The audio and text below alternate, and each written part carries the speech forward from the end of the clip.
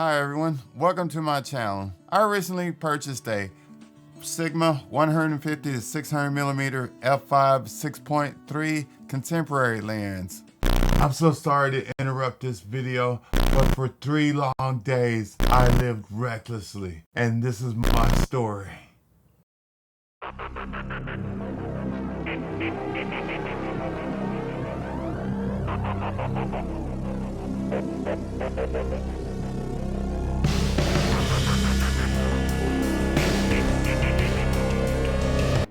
Question for all the viewers. Have you ever done something that you just didn't realize later was reckless? You know, like buying a fast car against your wife or significant other's objections.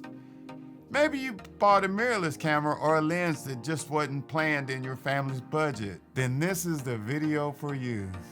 A funny thing happened one day last week. I was watching my fellow creators reviewing the Nikon Z 400mm f.28 VR and the Nikon Z 800mm f6.3 VR. Being a risk taker, I wanted to max out a credit card, but I didn't have a credit card that I could max out for these two lenses. Since I didn't have a credit card to max out this time, I tried to limit my risky behavior to a minimum. And then I had this thought, why not rent a super telephoto lens from my local photography store?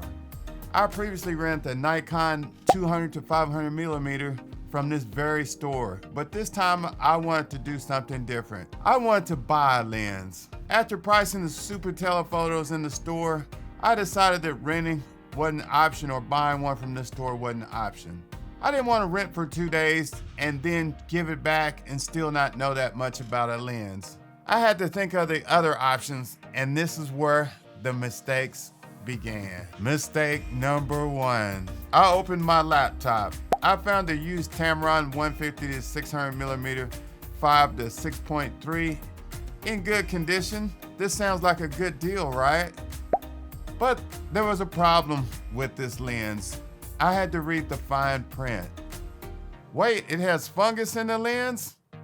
But I guess I can dismantle the lens and clean it. Stop, don't do it, Vaughn. I was having a temporary lapse in judgment. Plus, I hadn't even checked the Nikon Z compatibility chart. And you gotta check that. Nope, not compatible. How about the Tamron 150 to 600mm G2? It's on the chart, and it works with my Z and F mount cameras. After reading reviews on this lens, I took a day off to do more research on this lens. If you've ever encountered a similar situation, leave it in the comments. Viewers have learned a lot from viewers like you leaving comments. Now on to mistake number 2. The next day after doing some research, I price shopped a Tamron lens and found the lens new at a reasonable price. I found the lens on eBay for $665, a total steal. This seller must be totally desperate. Plus they're donating 10% to charity. This doesn't look dishonest. Let's press that buy it now button. Done. I felt so good for 2 days until I didn't get any confirmation about shipping. I contacted the seller and received this email. I've been catfished. The love of a lens was taken from me by this scammer. It's time to panic. $719 in some hacker's account. I had to cancel the transaction with my credit card company and notify eBay. Both were able to cancel this transaction. The bail should have gone off when the seller had only one transaction since 2015. I forgot my protocols for eBay. I hadn't used it for 1 year, now was mentally exhausted. Finally, after these mistakes, I made the choice to buy the Sigma 150 to 600 f5 to 6.3 contemporary lens. This time I went to a reliable camera store online. I had previously bought my Nikon 24-74S from this online store.